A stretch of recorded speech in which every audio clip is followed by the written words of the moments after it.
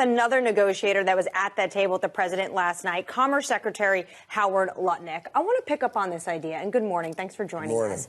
I want to pick up this idea of innovative financing mechanisms and this $550 billion fund the Japanese are going to be investing into. What exactly is that fund going to look like? So the Japanese are going to give America the ability to choose the projects, decide the projects, and execute the projects. So let's say we want to build generic pharmaceuticals, right? We don't make antibiotics in America. So the president says, let's go make antibiotics in America.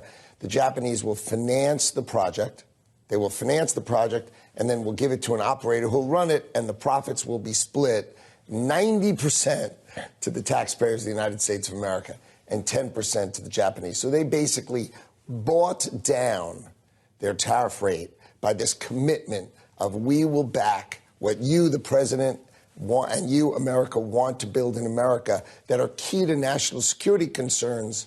We'll back that, and therefore we'll be on your side. The Prime Minister, Ishiba, says these are loan guarantees. Is it more than that? Of course it's more than that. It's equity, loans, and loan guarantees. They have to deliver the project. So we say, let's build semiconductors.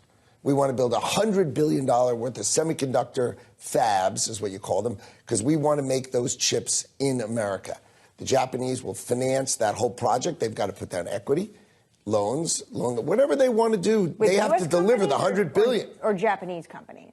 No. Anybody does it. It's the Japanese are the financer. They're the banker. They're not the operator. It's not Japanese companies. So when people get confused, this isn't like a Japanese company like Toyota coming in and building a factory. No, that's Toyota. This is literally America saying we want to build generic pharmaceuticals, semiconductors, critical minerals here. Does anything like this exist now? Like, what could we think of and model after this? That's why you have someone like me who joins the government. I mean, this was my idea in January. So I started, because the Japanese are never going to really open their market the way Donald Trump wants them to open it. I mean, open it.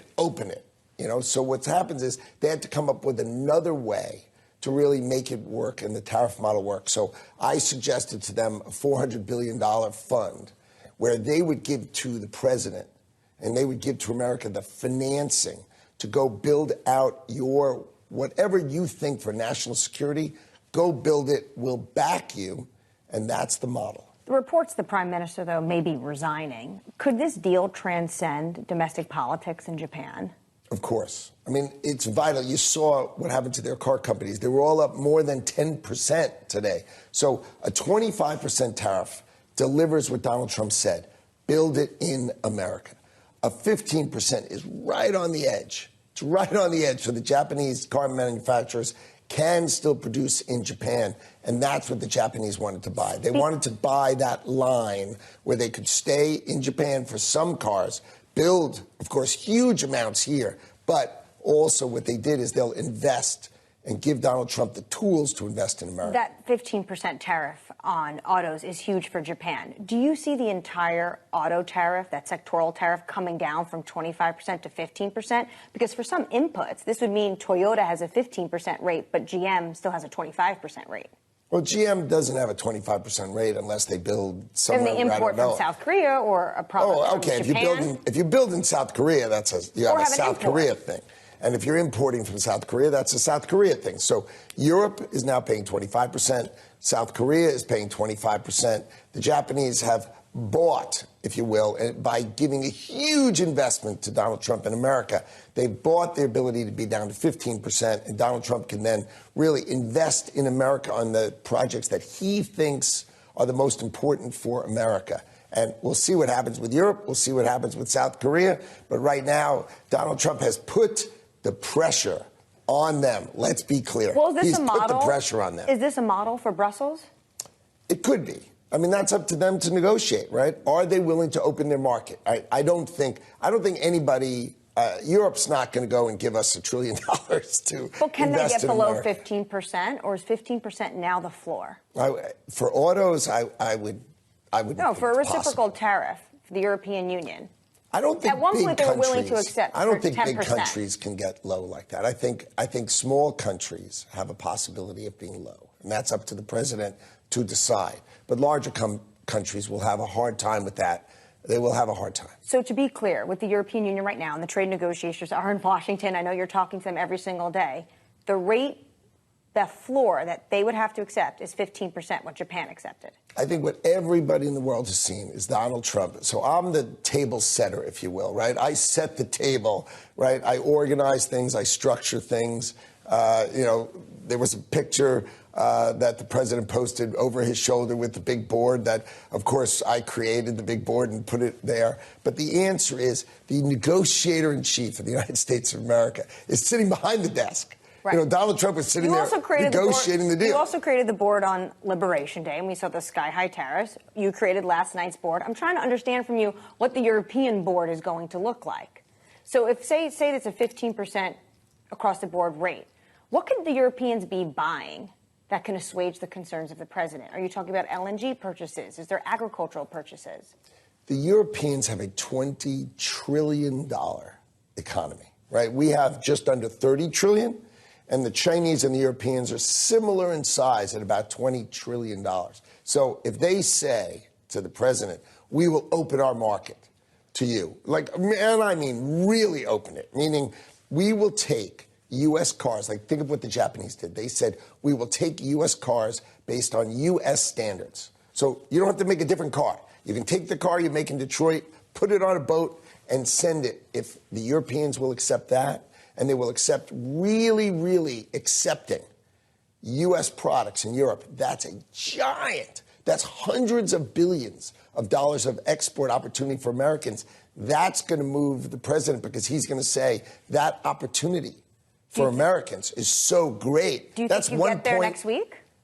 Well, we've been talking about it for months. I mean, holy moly, I can't count. They're saying they're going to retaliate if they don't get a deal by August 1st. I understand. Then the president wrote them a letter saying, if you don't get a deal done, we're charging you 30%. This is all negotiating tactics out in public. Well, of course it is. I mean, Donald Trump writes a letter and says, if you don't make a deal, it's 30%. And the thing about Donald Trump is he's dead serious. If you don't make a deal, it's 30%. Now, that puts the pressure on them, right, to say, okay, that's my alternative. They want to get a deal done. For sure they want to get a deal done. But does Donald Trump want to get a deal done? How much does he value the fact that they open their market? Do they completely open their market? Because that's what he's looking for. I think they will. I think they will really, really open their market. And I mean open it, which is something the United States of America has never had.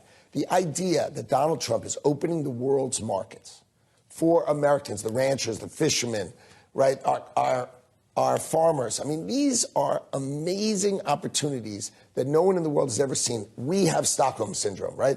The world has so held us off for so long. We can't even imagine a world where we can export freely the way everybody else exports to us. And that world is coming. That's what Donald Trump calls the golden age. That's what he calls it. Our ability to export to the world the way they treat us, we can now finally treat them. You're going to have to step away from the Europeans, though, potentially for a moment next week, because I believe you're going to be headed to the Stockholm talks with China. Yes. So what we saw with China in this administration, Jensen Huang had a conversation with the president. I imagine you were there when it comes to NVIDIA H20 chips. What did Jensen Huang say to you and the president that gave him the green light to start selling those H20s back into China? Well, the H20s were open during Biden. So Biden set really well, they were developed during Biden because but they were sold to China. Compliant. They were actually sold to China. And then we came in and we said, whoa, whoa, whoa, that's a pretty powerful chip. And April. And we held that back. And that was then held back. And now we had the whole magnet thing, which is very exciting. We're trying to make sure that magnets are being delivered to our producers, which was the deal. And these have export controls on them. And they'll come off as the Chinese deliver their magnets, then the H20s will come off. But it is logical, since they were free to sell last time, it seems reasonable that we'll get to that point. But you said they were a powerful chip. Are you concerned about national security issues when it comes to allowing the Chinese now to get their hands on the H20?